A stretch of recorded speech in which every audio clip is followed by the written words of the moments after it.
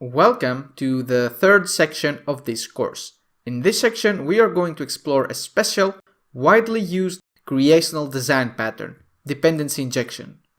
We are going to begin with an introduction to dependency injection.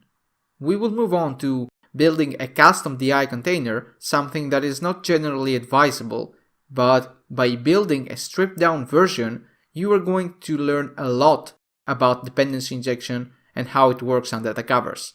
After building our custom container, we are going to leave it behind because ASP.NET Core provides one out of the box for us.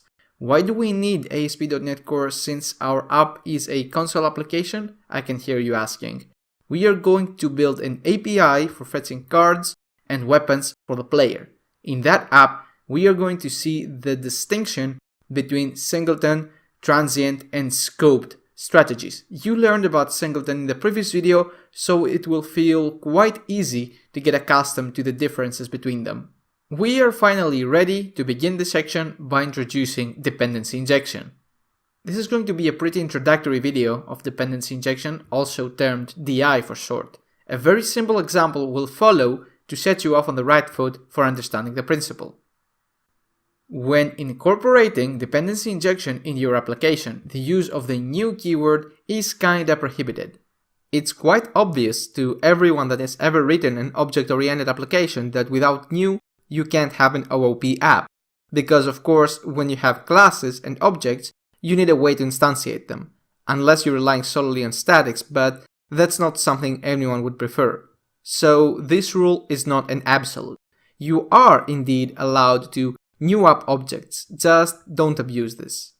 If you have a value object or a service data object, or generally a short-lived object that does not depend on other entities of your app, you are free to instantiate it whenever you want.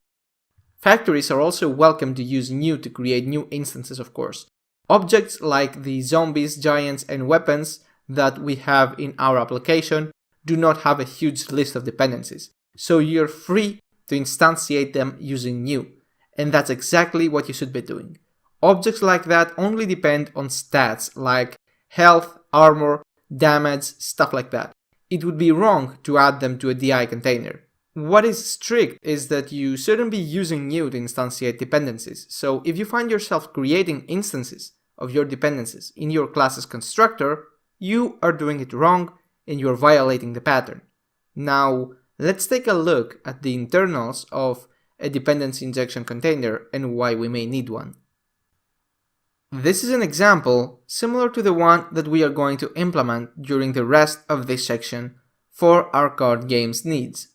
Let's say that we have a card service that depends on three other components. A user service that's responsible for fetching details about a user, an HTTP client whose responsibility it is to perform HTTP requests to a third-party API, and finally, a class that contains the endpoints that the HTTP client is supposed to hit.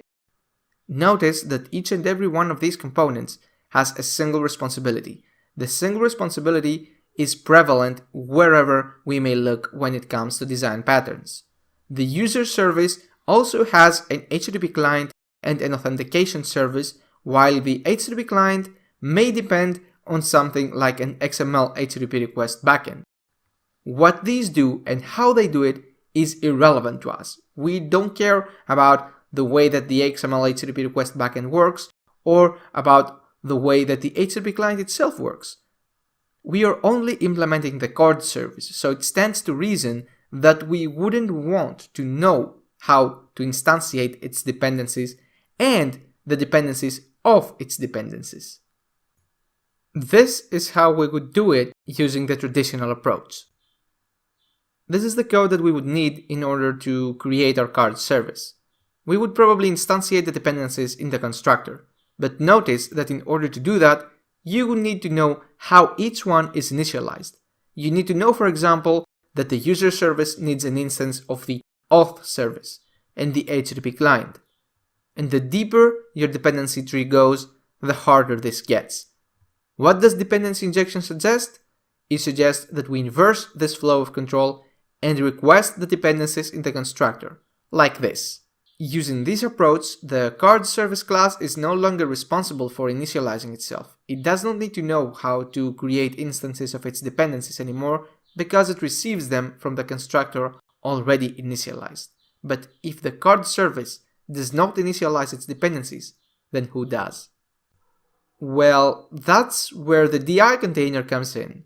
The DI container is the entity that ties all these concepts together and makes them work.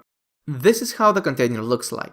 Every time you create a new component in your application, you register it with a container. That way, the container knows exactly how each component is initialized. The container then provides an interface for you to retrieve an instance of each component with all its dependencies met.